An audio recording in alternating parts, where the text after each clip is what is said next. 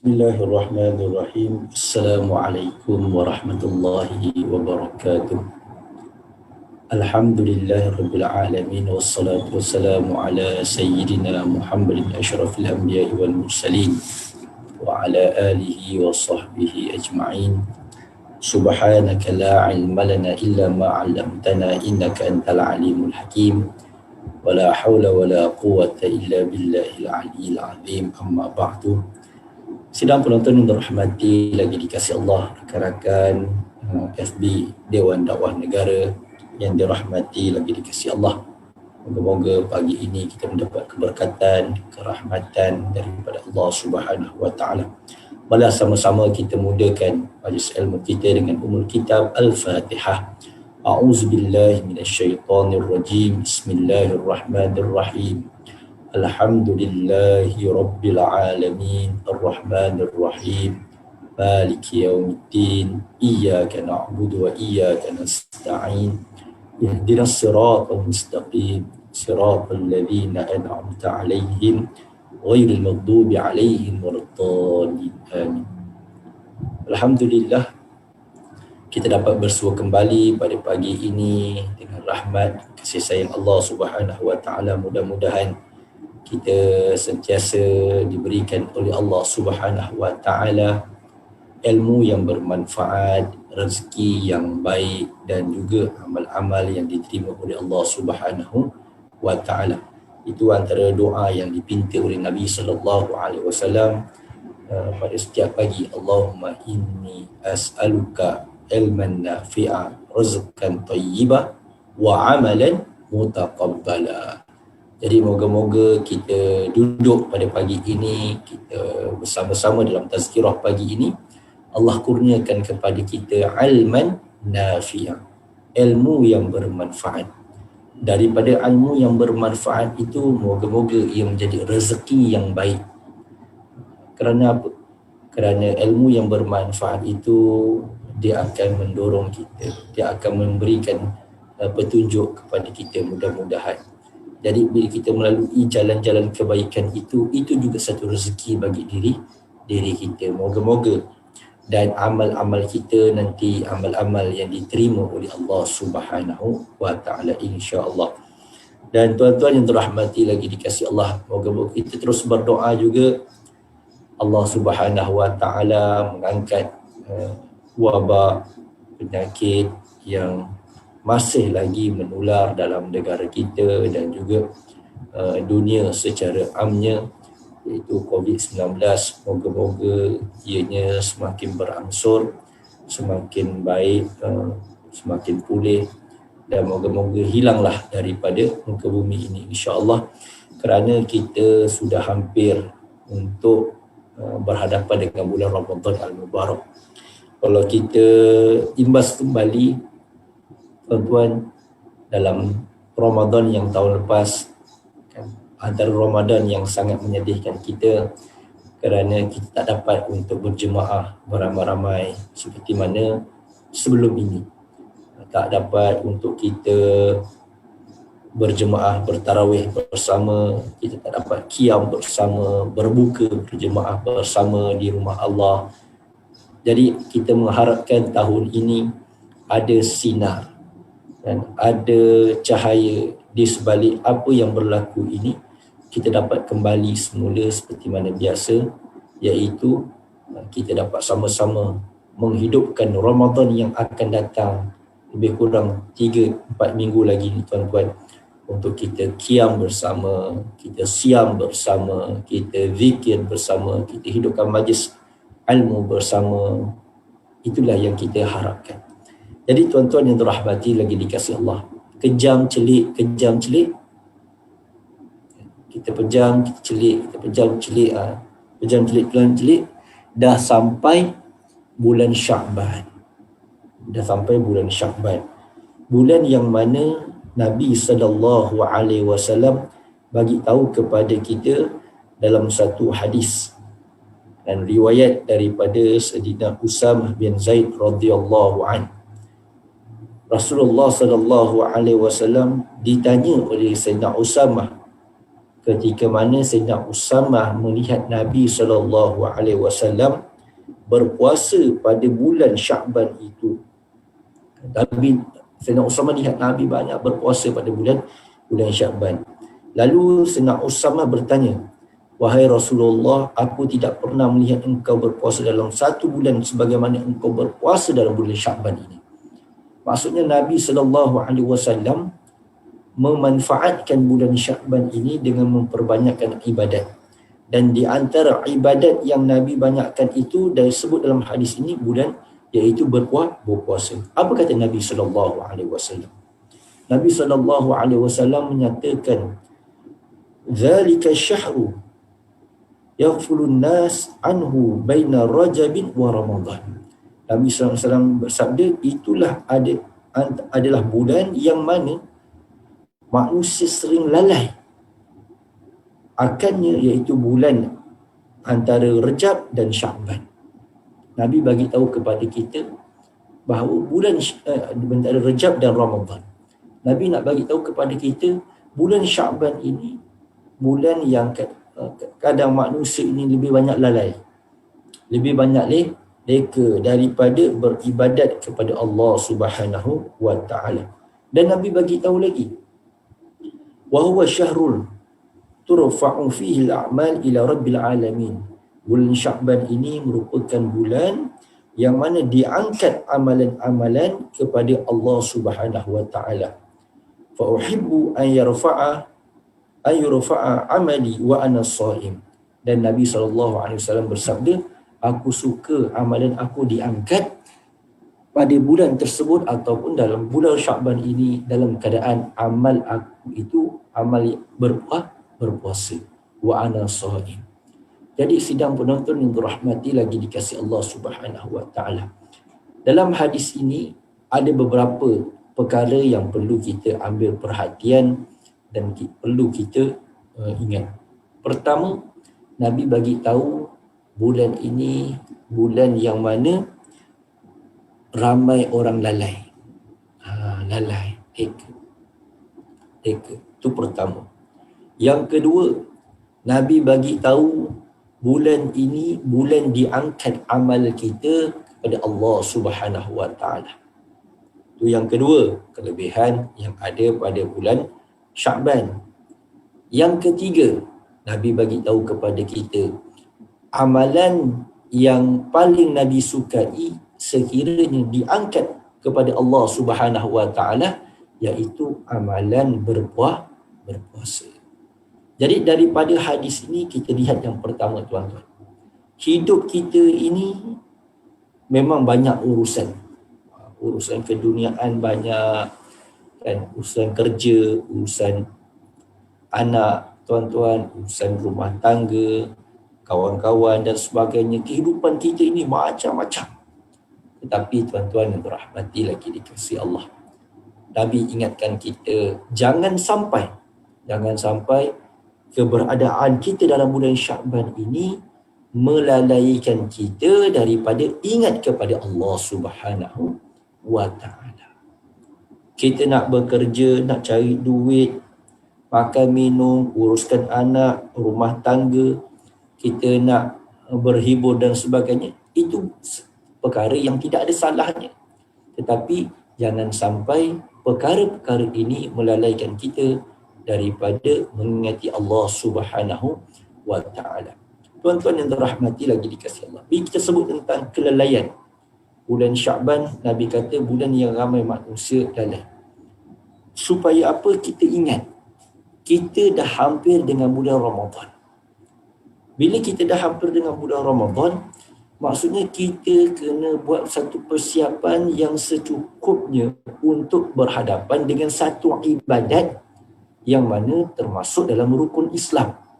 Jadi kita tidak boleh menghabiskan masa kita dengan membazir perkara-perkara yang sia-sia, yang lara, yang melalaikan kita. Apakah sepatutnya kita isi bulan Syaban ini? Antara perkara yang boleh kita isi dalam bulan Syaban ini, pertamanya tuan-tuan, ingat kembali kalau ada puasa-puasa yang belum kita qada. Puasa-puasa yang belum kita qada. Saya yakin dan percaya kan, ada di kalangan ibu-ibu, kakak-kakak, adik-adik yang mungkin ada lagi puasa Ramadan yang tahun lepas yang mereka tidak berpuasa disebabkan keuzuran. Mungkin disebabkan dalam hari, iaitu nifas. Kan? Mungkin tempoh bersalin Ramadan tu tempoh berpantang bersalin, menyebabkan dia tidak boleh berpuasa. Mungkin ada disebabkan tidak boleh berpuasa pada Ramadan yang lepas kerana keletihan menyusukan anak. Mungkin ada macam tu. Mungkin Ramadan tahun lepas sakit, sama ada yang lelaki maupun perempuan sakit. Maka bulan Syaban ini bulan untuk kita menyegerakan ibadat qada puasa Ramadan yang lepas. Jangan sampai kita lalai, kita leka, kita lupa-lupa kira hari, tiba-tiba dah masuk Ramadan kita kira, alamak, aku puasa yang lepas ada 7 hari. Dan nak Ramadan lagi 5 hari. 2 hari lagi dia tertinggal. Sepatutnya dia dah buat kira-kira siap-siap. Macam kita buat akaun tuan-tuan, kita ada debit, kredit. Kita dah susun dah akaun kita, untungnya berapa. Kalau dalam hal-hal dunia kita dah buat kira-kira, kenapa dalam bab ibadat ni kita tidak kira betul-betul? Supaya apa? Jangan sampai masuknya bulan Ramadan, ibadat puasa qada tak selesai lagi. Ini banyak berlaku. Kemudian datanglah nanti jumpa ustaz saya, ustaz macam mana ni ustaz? Ramadan dah dekat dah ni, saya ada lagi buat puasa qada yang tak selesai. Nak kena bayar fidyah. Macam mana ustaz? Kena qada, kena bayar fidyah ke ustaz? Allah, nak kira fidyah pula nanti macam mana? Alamak, bimbang, takut. Sebab apa? Sebab itu dah membebankan. Yang pada asalnya kita hanya wajib qada.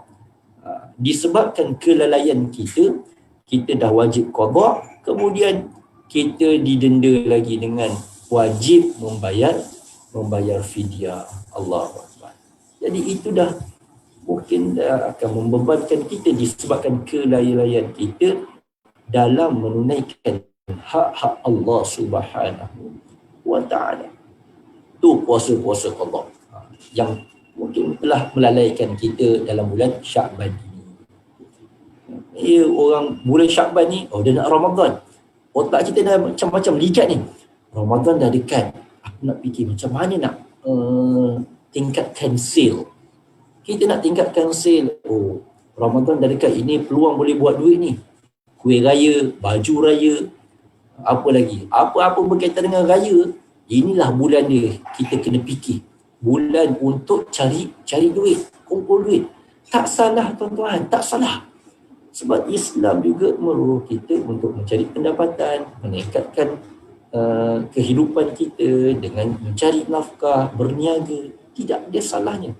Tetapi yang salahnya bila perkara-perkara tersebut melalaikan kita daripada ingat kepada Allah Subhanahu wa taala dalam soal ibadat. Tu ibadat yang wajib, qada puasa Ramadan. Yang kedua, tuan-tuan, membayar fidyah. Mungkin juga ada yang memang tak boleh puasa pada tahun lepas dan tahun ni pun dijangkakan tak mampu untuk berpuasa, maka dia kena bayar fidyah. Bayarlah fidyah. Jangan kita buat main-main dan tak boleh lewat-lewatkan lagi. Kerana apa? Kerana duit fidyah ini bukan hak kita semata-mata, kan? Tanggungjawab kita kepada hukum Allah. Tetapi duit fidyah ini adalah hak fakir dan miskin yang perlu kita tunaikan. Berapa ramai fakir dan miskin itu tak makan, tak minum, hidup dalam penuh kedaifan, tuan-tuan, kekurangan. Sedangkan rezeki mereka itu, duit fidyah itu ada pada kita. Jadi Yang sebabkan apa? Sebab kita tak bayar lagi.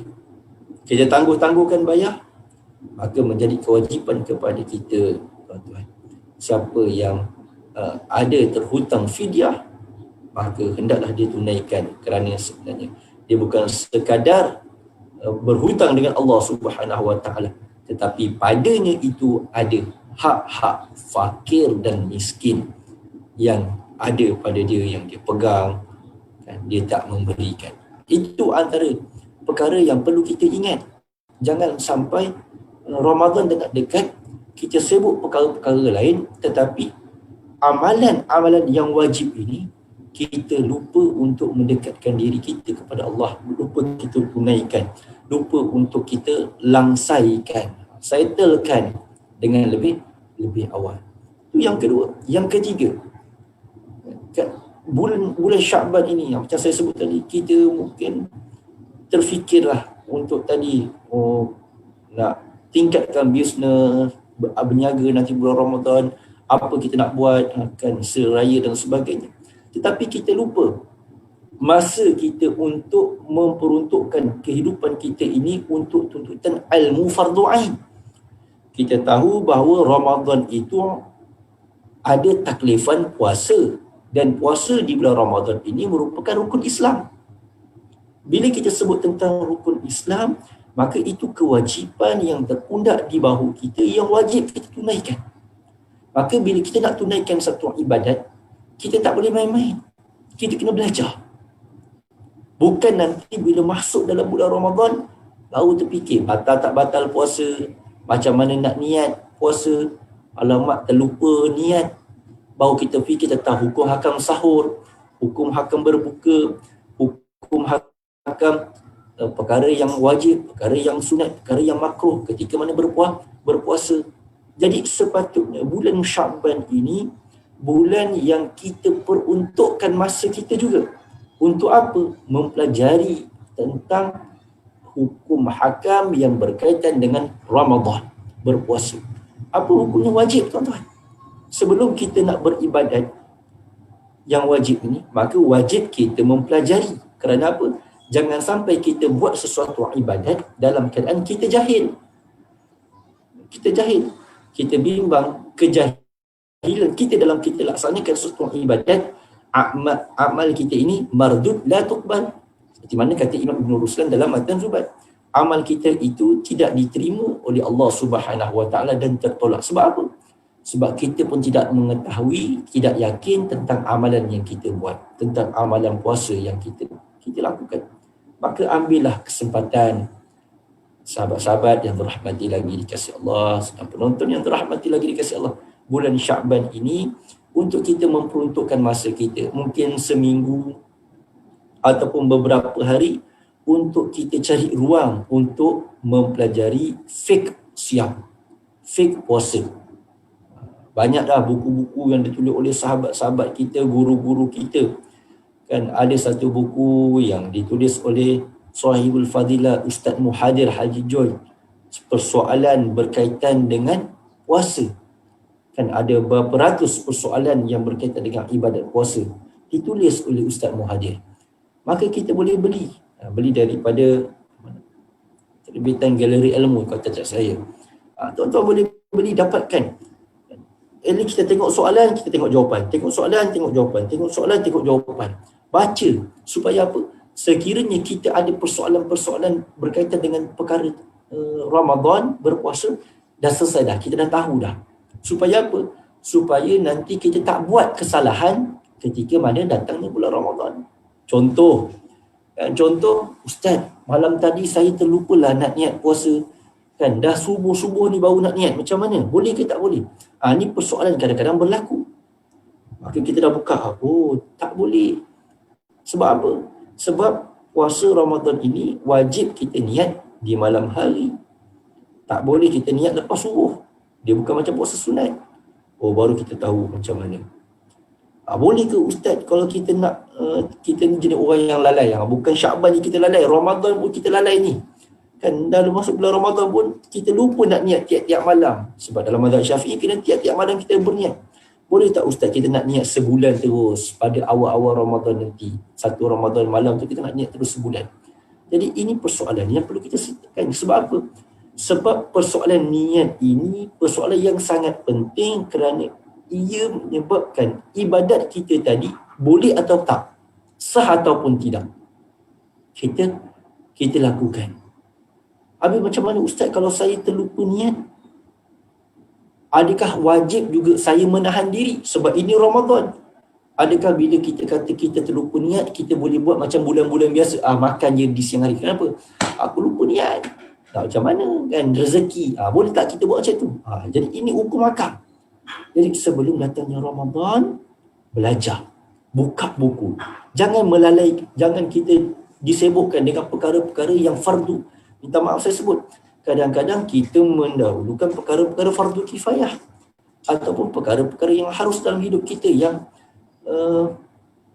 sepatutnya perkara itu kita letak nombor 2, nombor 3. Bukan saya kata tak perlu, tetapi itu nombor 2, nombor 3, nombor 4.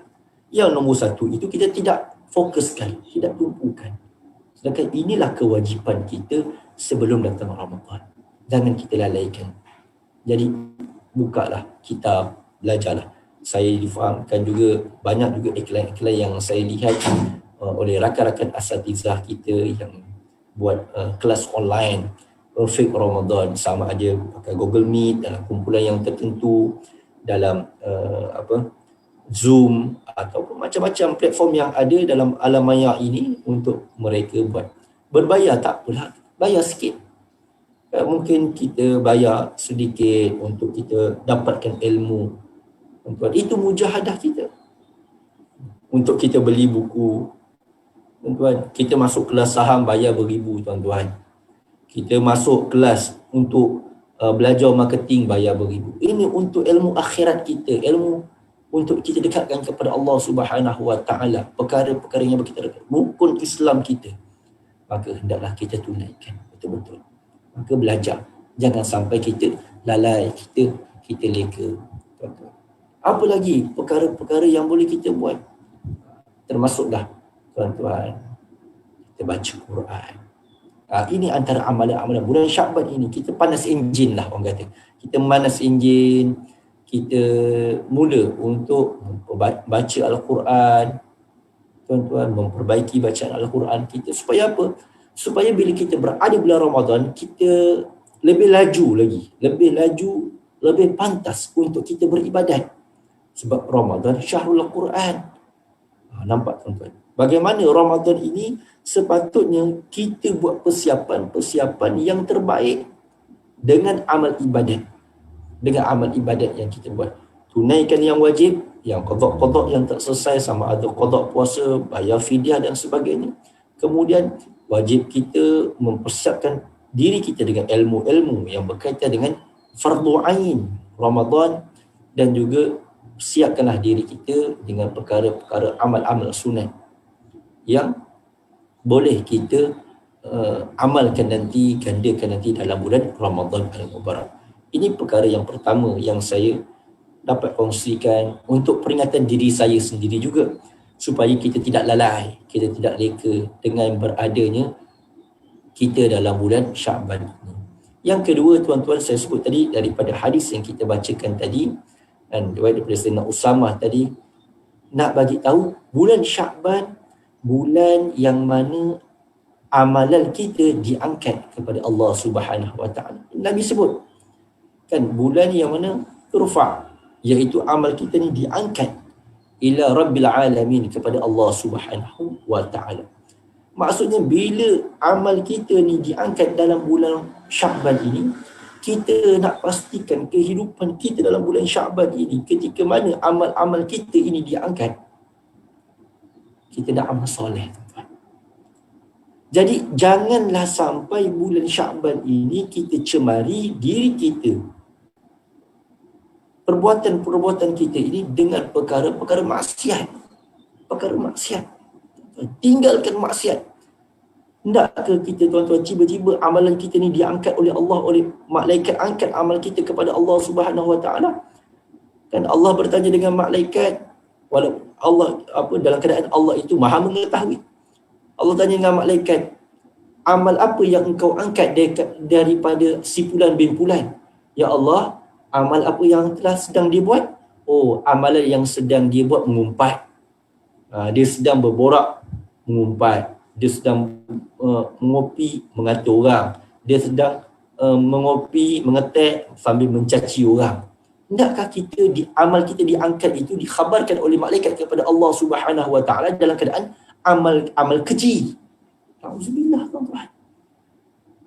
Na'udzubillah. Ini amal diangkat. Jadi setiap masa, setiap detik, setiap waktu yang kita lalui dalam bulan Sya'ban ini, pastikanlah amal apa yang kita buat ini dalam keadaan kebaikan.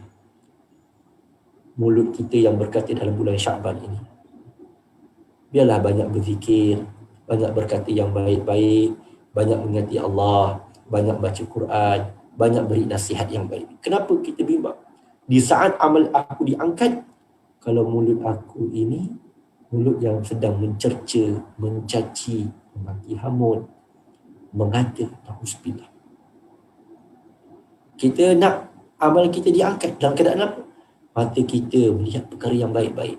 Ya Allah, Allah tanya dengan malaikat, apakah amalan hamba-Ku yang sedang dilakukan di saat amalnya terangkat ini? Oh, dia telah menggunakan panca inderanya, matanya untuk melihat Al-Quran, lidahnya membaca ayat suci Al-Quran, telinganya mendengar ayat-ayat Al-Quran, tangannya memegang Al-Quran, kakinya duduk melangkah beriktikaf untuk membaca Al-Quran. Tuan-tuan, amal kita diangkat oleh Allah Subhanahu Wa Taala dalam keadaan kita sedang beribadat. Jadi bila kita sebut amal diangkat ni dalam keadaan kita sedang beribadat, bukan kita duduk kat masjid 24 jam. Kita tak mampu nak duduk kat masjid 24 jam. Kita tidak mampu untuk pegang Al-Quran 24 jam. Jadi maksud bila amal kita diangkat ini, setidak-tidaknya kehidupan kita itu kehidupan yang baik. Apa pun yang kita buat, kita sedang bekerja, kita makan, kita minum, kita nak bersukan dan sebagainya, pastikan dalam keadaan kebaikan. Nak bersukan, silakan. Tapi jangan pakai ketat-ketat. Yang lelaki pakai ketat-ketat, yang perempuan pakai ketat-ketat, tak tutup aurat. Tuan-tuan, sedangkan ini bulan Allah nak angkat amal kita, pakailah. Sambil kita bersukan, kita mengayuh basikal, kita boleh berzikir. Kita lihat pemandangan alam, kita boleh tasbih. Bukankah antara amalan yang baik itu juga tasbih, zikir, tahmid kepada Allah Subhanahu Wa Taala? Kita boleh buat. Tetapi jangan sampai perkara yang kita buat itu maksiat. Sebab pakaian kita yang ketat, menjolok mata dan sebagainya, maka merugikan kita di saat amal kita diangkat. Oh, dia sedang berpakaian sekian.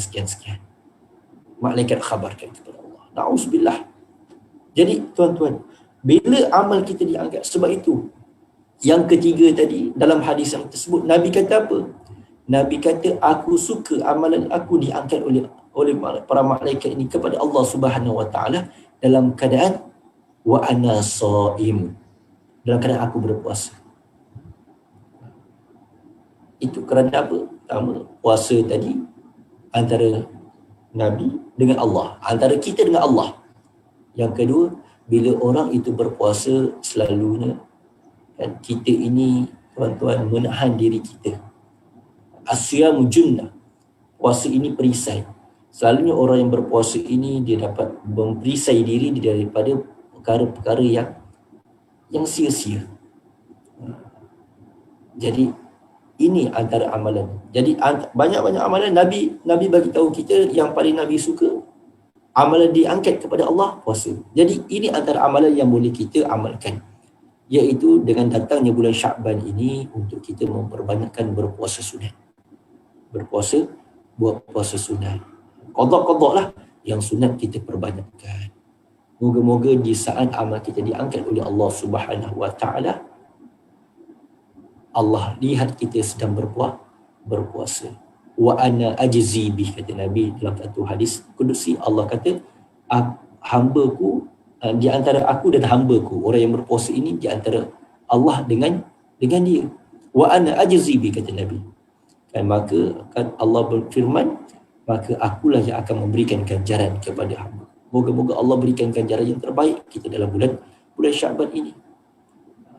Jadi tuan-tuan yang dirahmati lagi dikasihi Allah Subhanahu Wa Taala, ambillah kesempatan dalam bulan Syaban ini. 3 perkara yang saya kupas ini daripada hadis Nabi sallallahu alaihi wasallam. Jangan kita buat perkara yang lalai. Jangan sampai Syaban ini melalaikan kita. Setiap kefarduan, perkara-perkara yang wajib, selesaikan dulu. Selesaikan dulu kewajipan. Kewajipan kita bukan menafkahi je. Nafkah itu, kata saya mencari nafkah ni kan, nak bisnes pun wajib. Ya, betul. Tetapi untuk masuk dalam bulan Ramadan itu, rukun Islam itu juga wajib. Yang perlu kita persiapkan dengan ilmu. Qada Ramadan itu juga wajib. Bayar fidyah itu juga wajib bagi siapa yang kena bayar. Maka selesaikan kewajipan-kewajipan itu. Jangan melalaikan kita, sibukkan kita dengan perkara-perkara duniawi semata-mata. Duniawi semata-mata itu. Yang kedua, hidupkan diri kita ini, kawal kehidupan kita ini dalam bulan Syaban ini dengan amal ibadat. Dengan amal ibadat. Kan ibadat yang umum, ibadat khusus. Ibadat khusus kita jaga. Solat 5 waktu di awal waktu kita jaga. Ibadat-ibadat khusus kita yang lain, kan, doa kita, zikir kita jaga. Ibadat-ibadat umum, kehidupan kita itu. Ibadat umum, semua kehidupan kita. Daripada kita keluar rumah, kita bekerja, kita berkomunikasi dengan orang, kita bermesyuarat dan sebagainya. Pastikan semua itu dalam lingkungan ibadat yang terhindar daripada kemurkaan Allah Subhanahu Wa Taala. Kenapa? Sebab tadi, moga-moga Allah angkat amal kita dalam keadaan Allah redha dengan kita. Allah redha dengan kita. Dan seterusnya, banyakkanlah puasa sunat tadi. Ataupun kalau tak mampu nak puasa sunat, buatlah apa-apa pun amalan. Yang penting amalan tadi, amalan yang mendekatkan diri kita kepada Allah Subhanahu Wa Taala. Jadi sejak penonton yang dirahmati lagi dikasihi Allah Subhanahu Wa Taala sekalian, sekalian itu yang dapat saya kongsikan dalam tazkirah pagi dalam rancangan FB Dewan Dakwah Negara ini. Moga-moga ianya memberi sedikit manfaat untuk diri saya sendiri dalam kita membuat persiapan yang terbaik untuk berhadapan dengan bulan Ramadan, Syahrul Mubarak, Syahrul Quran, Syahrul Siyam wal Qiyam, kan, Syahrul Sadaqah dan macam-macam lagi yang berada dalam bulan Ramadan. Moga-moga kita terpilih daripada kalangan hamba-hamba Allah yang dapat menjadi hamba yang bertakwa dalam bulan Ramadan Al-Mubarak. Dan kita terus berdoa, tuan-tuan, terus berdoa sama-sama agar Allah angkat wabak musibah ini. Kerana apa? Kita nak amalan dalam bulan Ramadan ni amal jama'i. Kita nak amal jama'i, amal yang bersama. Sebab kita ni orang yang lemah. Tapi bila kita buat amal ini beramai-ramai, contoh tarawih beramai-ramai, kita lagi kuat. Kita tadarus beramai-ramai, kita lagi kuat. Tuan-tuan, kita berpuasa ramai-ramai, kita lagi bersemangat untuk menyemarakkan ibadat. Maka kita minta, ya Allah, angkatlah wabak COVID-19 ini, segala wabak penyakit ini, ya Allah, daripada negara kita dan dunia secara amnya, ya Allah. Ya Allah, jadikan Ramadan yang akan kami sambut ini Ramadan yang memberi keinsafan sungguh-sungguh buat diri kami, dapat kami beribadat beramai-ramai secara jama'i, mendekatkan diri kepada Allah Subhanahu Wa Taala. Dapat kita mengimarahkan rumah-rumah Allah semaksimum mungkin. Itu yang kita harapkan. Jadi doalah sama-sama, tuan-tuan. Dan tuan-tuan yang dirahmati lagi dikasihi Allah Subhanahu Wa Taala sekalian, sebelum saya mengakhiri tazkirah pagi ini, saya mengajak tuan-tuan bersama-sama dengan Dewan Dakwah Negara atau Majlis Dakwah Negara ini, kita ada malam munajat. Malam munajat nisfu Syaban. Tuan-tuan boleh tengok laman FB Majlis Dakwah Negara ini atau Dewan Dakwah Negara ini, kan, ada iklan yang telah kita wawarkan berkaitan dengan malam munajat. Munajat sempena nisfu Syaban. Kita nak munajat sama-sama. Kata saya pada malam nisfu Syaban nanti, Allah angkat Moga-moga Allah angkat segala hajat-hajat kita yang baik-baik ini dalam keadaan kita nak berhadapan dengan Syahrul Mubarak, Syahrul Azim, Ramadan, tuan-tuan. Jadi saya menyeru untuk tuan-tuan bersama-sama, sampai yang sama, mana tuan-tuan yang ingin menyumbang dalam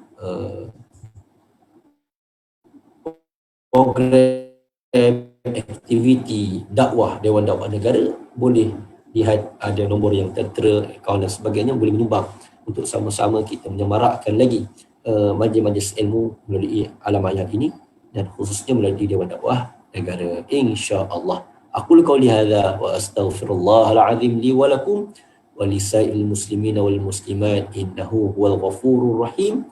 Assalamualaikum warahmatullahi wabarakatuh.